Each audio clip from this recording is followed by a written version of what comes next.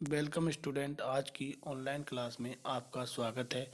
आज हम BSc first year के टॉपिक निश्चित समाकलन डिफाइनाइट इंटीग्रल के बारे में अध्ययन करेंगे। तो आज हम डिफाइनाइट इंटीग्रल के बारे में अध्ययन करेंगे। इससे पहले एक रिमार्क है, उसके बारे में पढ़ेंगे।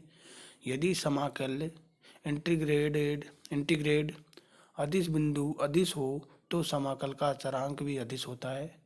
यदि समाकल है जो इंटीग्रेड है वो क्या है, अदिश हो, तो समाकल का चरांक भी क्या होगा, अदिश होता है। और यदि समाकल क्या हो, सदिश हो, अदिश का मतलब क्या है, बिंदु गुणनफल हो, और सदिश का मतलब वर्ज गुणन क्रॉस प्रोडक्ट हो, वर्ज गुणन हो, तो समाकल का चरांक भी सदिश होता है। ध्यान रखें, समाकल अगर अदिश है तो उसका चरांक भी अदिश होगा, और अगर समाकल क्या है, सदिश है, तो उसका चरांक भी सदिश होता है। डिफाइनाइट इंटीग्रल निश्चित समाकल डेफिनेशन। यदि integration F T D T equal to capital F T हो तो एफ वी माइनस एफ है। यदि सीमा टी बराबर ए से चालू हो तथा टी बराबर बी पे खत्म हो में एफ टी का निश्चित समाकलन कहलाता है। सीमा टी बराबर ए तथा टी बराबर बी में एफ टी का निश्चित समाकल कहलाता है तथा integration of A to B F T D T के रूप में लिखा जाता है। अर्थात integration A to B F T D T equal to capital F T D T. इसका क्या माना है, इंटीग्रेशन हमने capital F T D T, limit सीमा कहाँ से, लिमिट ए टू बी, तो बराबर क्या होगा, F V minus F A. तो ये क्या है, डिफाइनाइट इंटीग्रल की डेफिनेशन है। इसके बाद हमारे कुछ इंपॉर्टेंट एग्जाम्पल है, इलस्ट्रेटिव एग्जाम्पल्स, महत्वपूर्ण एग्जाम्पल हैं कुछ। तो देखें पहला एग्जाम्पल, फाइंड, ज्ञात करना है आपको integration F T D T का मान ज्ञात करना है। Where f t equal to दे रखा है t minus t square i cap plus 2t cube j cap minus 3k cap. तो आपको integration F T D T का मान निकालना है। यहाँ समाकल integration F T D t, f t का मान लिख देते हैं। इसमें कितना है, t minus t square i cap plus 2t cube j cap minus 3k cap d t. ठीक है, साफ करना है तो इंटीग्रेशन करेंगे। देखो बराबर आई कैप को बाहर ले लिया, कॉन्स्टेंट है, तो integration t minus t square D t plus j cap को बाहर ले लिया 2t cube d t minus k cap को बाहर ले लिया 3dt। इंटीग्रेशन कर दिया, अलग अलग कर लिया, सेपरेट कर लिया। तो बराबर टी का कितना होता है, T square by two minus T cube by 3 into I cap plus, और टी क्यूब का होता है T4/2 और 2 से कैंसिल हो जाएगा तो T4/2 जे कैप माइनस 3t के कैप प्लस सी। आंसर जहाँ सी इक्वल टू कितना है, सी इक्वल टू है, चूँकि आई कैप का करेंगे जब भी आएगा कॉन्स्टेंट, तो c equal to C1 i cap plus C2 j cap plus C3 k cap. इसको कैसे लिख दिया, सी से लिख दिया जनरल रूप में। तो ये आपका क्या हो गया, एग्जाम्पल 5 सॉल्व हो गया। इसके बाद देखें एग्जाम्पल सेकेंड, इफ यदि आर टी इक्वल टू दे रखा है t i cap minus t square j cap plus t minus 1 k cap and s t equal to दे रखा है, एस टी फंक्शन है उसके मान दे रखा है 2t square i cap plus 6t K cap, then find the value. तो आपको वैल्यू निकालनी है। पहली है इंटीग्रेशन 0 से 2 R dot S D T का मान निकालना है, और दूसरा है integration 0 to 2 R cross S D T का मान निकालना है। तो बिंदु गुणन के लिए मान निकालना है, और एक तो बिंदु गुणन के लिए मान निकालना है और एक वर्ज गुणन के लिए भी मान निकालना है। किसका, आर और एस का, आर डॉट एस और आर क्रॉस एस दोनों मान निकालने हैं आपको। आर और एस आपको दे रखे हैं, तो पहला देखो सॉल्यूशन, देखो पहला अगर मान निकालेंगे आर डॉट एस का, तो आर डॉट एस निकालते हैं। आर का मान कितना है, t i cap minus t square j cap plus t minus 1 k cap dot S का मान लिखे हैं 2t square i cap plus 6t K cap. दोनों का डॉट प्रोडक्ट कर देते हैं। डॉट प्रोडक्ट करते हैं जब i cap dot i, j cap dot j, k cap dot के, इनका मान होता है 1। और अगर अलग अलग इकाई सदिश होते हैं, आई डॉट जे, जे डॉट के डॉट आई, इनका मान क्या होता है, सबका 0 होता है, ध्यान रखें। तो सिर्फ आई डॉट वाले का मान होगा। तो बराबर 2t क्यूब प्लस 6, अब जे कैप बड़े का कितना हो जाए 0, तो t माइनस 1 का होगा इसके 6t स्क्वायर माइनस 6t, तो कितना है आर डॉट एस का मान। कुछ टर्म लिखेंगे, चूंकि I dot i, J dot j, K dot K equal to 1, I dot J, D dot K dot I equal to 0। अतः integration 0 to 2 R dot S D T equal to integration 0 से 2 R dot S का मान लिख देंगे इसमें 2t cube plus 6t square minus 6t D t. अब इसका क्या करेंगे, इंटीग्रेशन करेंगे टी के सापेक्ष। तो इंटीग्रेशन देखें इसके बराबर टी क्यू का कितना था, T4/2 और 2 से कैंसिल हो जाए तो कितना बचा, T4/2 plus twice T cube minus 3t square. Limit कितनी है, 0 से 2 बराबर। अब लिमिट लगा देंगे 0 से 2, तो क्या मान आया 16/2, तो 16 2 से कैंसिल हो जाएगा तो 8 प्लस जीरो की जीरो आएगी लिमिट, इसमें कितना है 8 + 16 माइनस 12 इक्वल टू कितना आया 12। तो आंसर कितना आ गया 12 आंसर। तो पहले ये पार्ट क्या होगा इसका सोल्व हो गया। बी पार्ट के लिए क्या निकालना पड़ेगा हमें, आर क्रॉस एस का मान निकालना है। तो बराबर देखें, आर का मान लिख देते हैं T i cap minus t square j cap plus t minus 1 k cap cross 2t square i cap plus 6t K cap. अब क्रॉस प्रोडक्ट में क्या होता है, आई क्रॉस आई, जे क्रॉस जे, के क्रॉस के, सेम जो एक यूनिट वेक्टर होते हैं उनका मान कितना होता है 0। और आई क्रॉस जे करेंगे तो के कैप आएगा, जे क्रॉस के करेंगे तो आई कैप आएगा, और के क्रॉस आई करेंगे तो जे कैप आएगा, ऐसे आता है। तो देखें वो कर देंगे आप, या आप डिटर्मिनेंट के रूप में जमा के भी कर सकते हैं। आई कैप जे कैप के कैप के गुणांकों को लिख सकते हैं। पहले आर का गुणांक लिखेंगे फिर एस का, फिर उनको खोल लो तो ये मान भी आ जाएगा। दो तरीके हैं, तो डायरेक्ट शॉर्ट में कर लेते हैं, छोटी सी दोनों ही वेक्टर है इसलिए। तो बराबर क्या आएगा -6 T Q I cap plus twice T square T minus 4 J cap plus T twice t 4 k cap.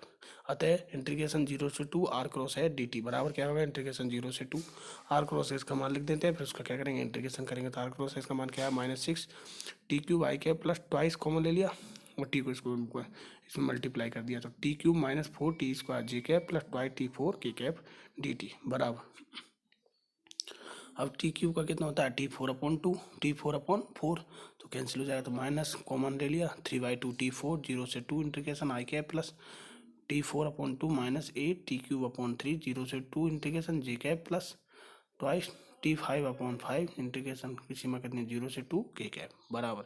अब इसको खोल लेंगे तो क्या मान प्राप्त हुआ हमें देखें, जीरो वाले लिमिट पे जीरो प्राप्त होगा, लोअर लिमिट है उसका मान कितना प्राप्त होगा, तीनों इंटीग्रेशन में 0, ऊपर लिमिट का मान ही प्राप्त होगा, ऊपर में कितना 16, तो माइनस के 24 आई कैप माइनस के 40/3 जे कैप प्लस 64/5 के कैप।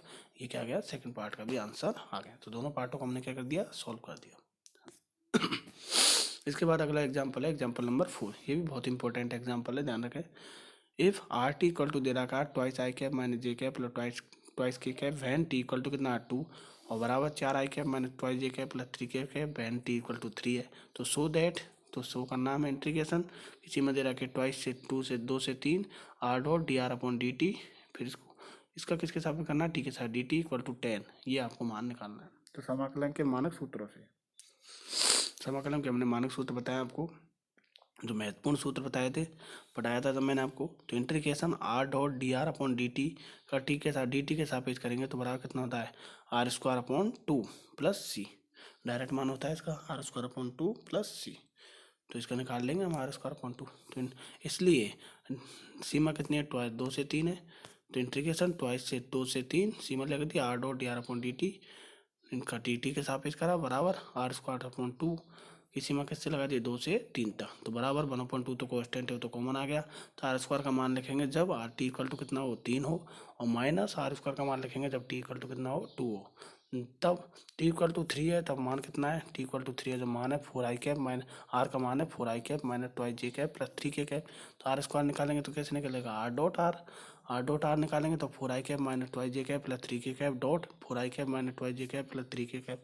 चूँकि डॉट प्रोडक्ट निकाल रहे हैं तो I dot i J dot j K dot के का मान होगा 1 और आई dot J dot K dot आई का मान कितना होगा 0। तो बराबर कितना आया 16 + 4 + 9 इक्वल टू 29।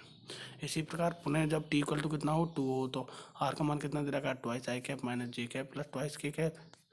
आर स्क्वायर निकालेंगे तो कितना होगा twice i cap minus j cap plus twice k cap dot twice i cap minus j cap plus twice k cap. तो बराबर कितना होगा 4 + 1 + 4 इक्वल टू 9।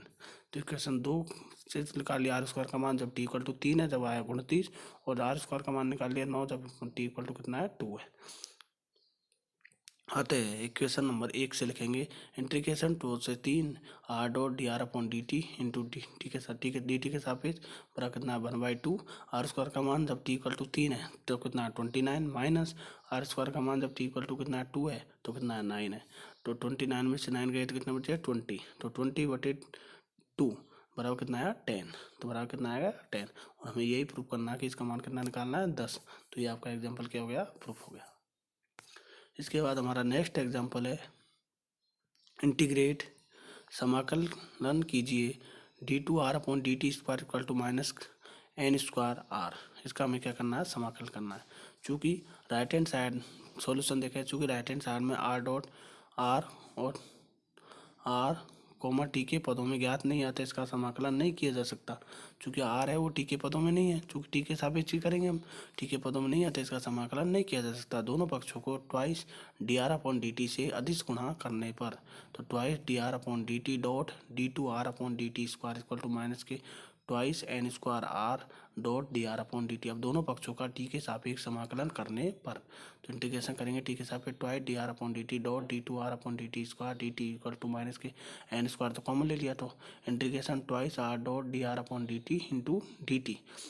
तो जो कि दोनों के हमने रिजल्ट हमने पहले लिखे हैं, तो ये किसका रिजल्ट है, d are upon D T का whole square, d are upon D T का होल स्क्वायर करें तो वो इसका मान होता है इंटीग्रेशन में, देखें आप, बराबर ये माइनस के एन स्क्वायर, ये किसका मान है, आर स्क्वायर का मान है, आर स्क्वायर प्लस सी, जहाँ सी क्या है, अचरांक, अदिश अचरांक है। क्योंकि हमने डॉट प्रोडक्ट किया, अदिश गुणा किया, तो सी यहाँ पे क्या होगा, अदिश अचरांक है। अगर सदिश गुणा करते तो ये सदिश अचरांक होता है, चूंकि अदिश गुणा किया इसलिए सी यहाँ पे क्या है, अदिश अचरांक है। तो आपका क्या हो गया, ये एग्जाम्पल भी सॉल्व हो गया। डायरेक्ट जो महत्वपूर्ण रिजल्ट लिखे हैं उससे मैंने डायरेक्ट मान लिख दिया।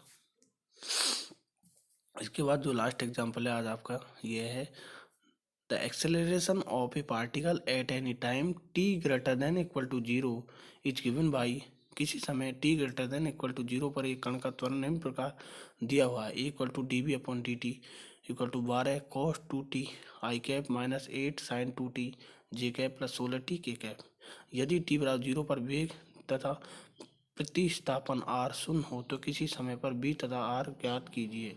वेग तथा r का मान हमें ज्ञात करना है।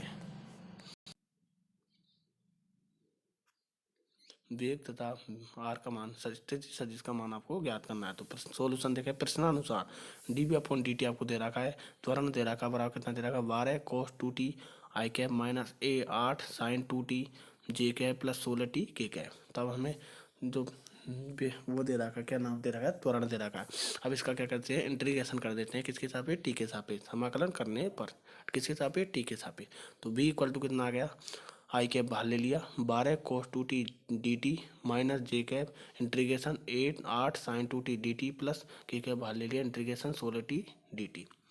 तो बराबर क्या आ गया, v इक्वल टू, अब cos 2t का क्या होगा, sin 2t अपॉन 2, तो कितना गया 6 sin 2t जे आई कैप।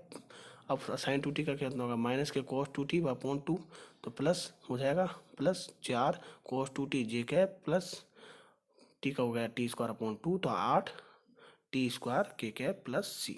इसको इक्वेशन नंबर क्या नाम दिया, फर्स्ट नाम दिया। प्रारंभिक जो शर्त दे रखी हमें, उसके अनुसार प्रारंभिक शर्त अनुसार जब टी इक्वल टू 0 है तो वेग का मान भी कितना है, बी इक्वल टू भी कितना है, 0 है। चूंकि सी का मान निकालना है हमें कांस्टेंट का, तो कैसे निकालेंगे, प्रारंभिक जो शर्त दे रखी है उसके अनुसार जब टी इक्वल टू 0 है तो वेग का मान कितना है, 0 है। तो टी इक्वल टू 0 लिख दिया, तो बी का मान भी 0 लिख दिया। अतः इक्वेशन फर्स्ट से, तो 0 equal to 0 I cap plus cos 0 का मान कितना होता है, 1, तो 4 जे cap plus 0 K cap plus C. Implied at C equal to कितना आ गया, माइनस के 4 जे कैप। तो सी का मान है, हमने इक्वेशन किस में लिख दिया, फर्स्ट में मान लिख दिया। तो इक्वेशन 1 से अभिष्ट वेग का मान प्राप्त होगा, कितना प्राप्त हुआ, B equal to 6 sin 2t I cap plus 4 cos 2t minus 4, इनको कोष्टक लिख दिया, जे कैप कॉमन आ गया, जे कैप प्लस 8 टी स्क्वायर के कैप। तो इसको इक्वेशन नंबर क्या नाम दिया, 2। तो ये तो आपको किसका मान प्राप्त हो गया, वेग का मान प्राप्त हो गया।